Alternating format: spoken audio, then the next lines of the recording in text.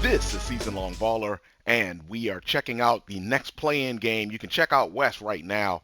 Oklahoma City has won over Phoenix in the 7-8 game, so they have advanced, and they will take on, as you can see right here, they're going to take on Golden State, who is the 2 seed out west here in our simulation. And now we can also look now that Denver has defeated Dallas, so the 7-8 game out west will be Phoenix having lost to Oklahoma City, and then Dallas is automatically eliminated.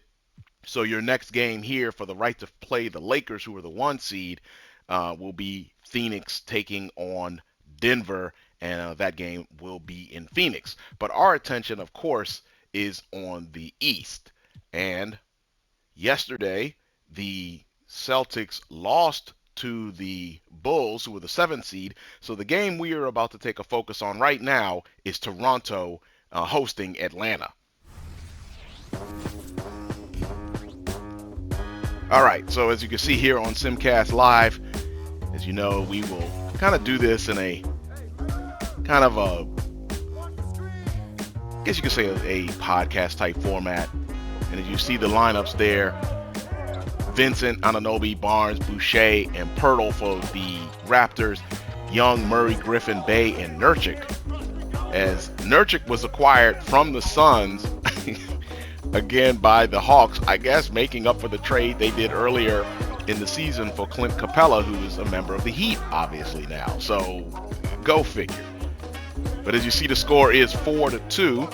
And I do have to mention, in real life, I was thinking that the 7-8 games would be played, as Vincent hits, would be played in the respective on Tuesday for both conferences. But what they've done, as Young drives and scores, and gets fouled and hits, so now the Toronto lead is 6-5. So what they've done in real life is the East is playing on Wednesday night, playing tonight. But yesterday, the West played both the 7-8 and the 9-10 games. And I was thinking that was different than what the East and the West were doing, what the NBA was doing actually in the playoffs. And looks like Vincent was fouled, and the Toronto, remember they're the 9 seed, has now doubled up the Hawks 10-5. Young bringing it up. Looks like Nurkic set a screen for him, and Nurkic took a 3 and missed. I know he's taken a couple of those this season and hit a few. So, Barnes just got into the paint there and missed. And remember, the winner of this game is facing the Celtics on Friday, and the loser is out. And the winner of that game on Friday will be facing us, the 1 seed out east, and us being the Washington Wizards. If you're new to the channel, Season Long Baller, Vincent is making things happen. He missed that, but he is making things happen, as Griffin has now checked in for the Hawks. But he's been making things, Vincent's been making things happen. But if you're new to the channel, Season Long Baller, as Bay drives and scores, makes the score 10-9, and I guess that's a timeout now by the Raptors? Yeah, timeout by the Raptors. But if you're new to the channel, Season Long Baller, what we do is we play the entire 52-game schedule of the Washington Wizards through our player build, number 4, Jaymont Summerz, a 6'5" point guard out of William and Mary in Virginia. That's in the Hampton Roads area, if you're not familiar. And we created that player on NBA 2K23.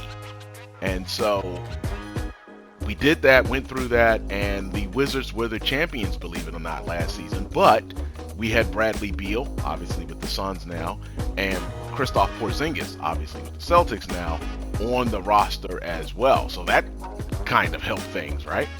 But with both of those guys now gone, the Wizards looked like we were going to have a much bigger challenge to, a much bigger hill to climb this season. But we've had a great season with our player build, and we have had this timeout is taking a lot longer than I thought it would. So see if we can get this to speed up just a little bit. But the other thing is one of the things I think that changed everything was the Wizards acquiring Alperen Şengün from the Houston Rockets. Now, the Rockets proposed to trade to get Corey Kispert. So go figure, right?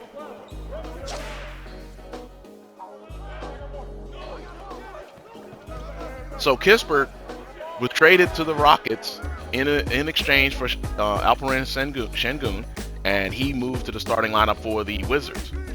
As now we are getting down to the end of the first quarter as Barnes hits the free throw and Toronto is back up 18-11.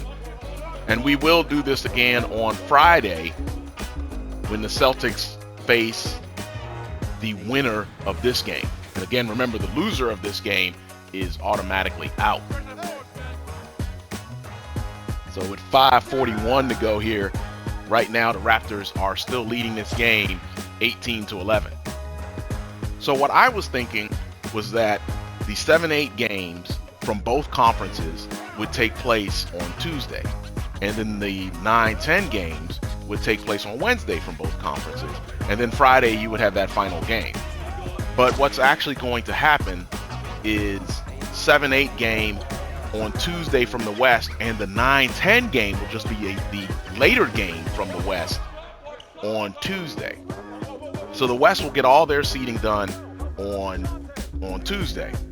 And then on Wednesday, it'll be the 7-8 game from the East, and the 9-10 game will be the late one on Wednesday. And then the winner of those games, or what will end up being the game for the 8 seed, will end up being on Friday. And it looks like that will be both games. Probably the East game first, and then the West game second on Friday. And it looks like the winner of those two games is Toronto is now up 27-21 with 2:41 to go here in the second quarter. But the winner of those two games, or the winner, whoever ends up being the 8 seed, will end up playing us on Sunday. And as I've mentioned, we will be mirroring the Boston Celtics, the 1 seed in the East in real life, because obviously the Washington Wizards have been eliminated. So we can't mirror them anymore, unfortunately. Would be nice if the actual Wizards didn't make the playoffs, right? It's been a while, I think, for them. I don't think they have the longest non-playoff streak in the NBA. I'm not sure who that is right now, come to think of it. The Wizards are probably contenders though, right? Unfortunately, the Wizards are probably contenders for that. But 2:41 to go here in the second quarter, right before the half, and now the timeout is over. As Griffin passes over to Murray, looks like he missed. Nurkic made the layup. Pirtle, oh, you see that dime Pirtle drop right there? Raptors up 29-23, and now a foul. And Bay hits a couple of free throws. We did this last season too on NBA 2K23. Just a good way to see what's going on and see what opponent we will get in the next round, or actually when the playoffs start. And I can't complain. I mean, I was thinking the Wizards were going to be in this game. So us not being in this game is fantastic. As we are under a minute to go here in the first half. Oh man, Anunoby hits the 3-pointer and gives the Raptors a 7-point lead. And remember, the Raptors are the 9 seed here. That's why they're at home. And Atlanta is the 10 seed. Now, do I have a preference in this game? Atlanta has given me trouble at times in the past. Oh, from half court. Right? Did that count? That looked like Young threw that from half court. It's 40-32. I don't think that counted though. That must have been after the buzzer. So it looks like Nurkic will shoot the free throws there. But the Hawks have given me trouble in the past. So I think I would rather play the Raptors. Although, to be fair, last season on NBA 2K23, the Raptors, and you've probably heard me say this a few times, the Raptors were the only team to win the season series with me last season. Now this season, that's not been the case. The Raptors didn't win it, and the Timberwolves and the Mavericks just right off the bat won both of their games against me this season. So I am a little bit worried about the Timberwolves. I'm going to be honest. I don't want that smoke from the Timberwolves. But the Mavericks, as we looked at earlier, the Mavericks have already been eliminated as they were the 10 seed and playing a lot different than their counterparts in real life here in our simulation. But the Hawks have kind of given me trouble. But part of the reason they gave me trouble was because of Clint Capella being in the middle and killing us on the boards. But they traded him to the Heat, and that changes the composition of the Hawks. So I'm not sure, as the Hawks take the lead now, and now are leading by 1.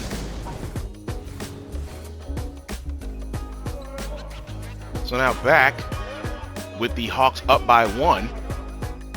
And the Hawks are trying to pull away now with a 3-point lead. But the Hawks without Capella, it's been a lot different to me. I'm not as sure if they will give me as much trouble as they used to with Capella. But that being said, the Raptors really haven't given me much trouble at all this season, despite winning the season series from me last season, maybe because they don't have Van Vliet anymore. And the other reason is Pascal Siakam is injured, as we've mentioned a few times, and has been injured for a while. All right, so the Hawks took the timeout. And I didn't mention that Clint Capella deal, Duncan Robinson came over to the Hawks. So that's who the Hawks got in that deal. As you see, as soon as the Hawks got that lead, the Raptors immediately took back control of the game, and that's why the Hawks called that timeout. We're under a minute to go now in the third, with the Raptors now up by 1. This looks like this is going to go down to the wire. And again, remember, the loser is out. Winner plays the Celtics in Boston on Friday, and we will do this again for the East. For the West, we will just continue to, looks like the ball went out of bounds there. And it looks like that is the end of the third quarter. All right, 1-point lead for the Raptors as we head into the fourth quarter. And now it looks like the Hawks are up by a point. This looks like this is going to come down to the wire. And remember, loser out, winner faces the Celtics in Boston on Friday, and we will do this. And we'll see what's happened out west as well to see what the final seedings for both teams will be.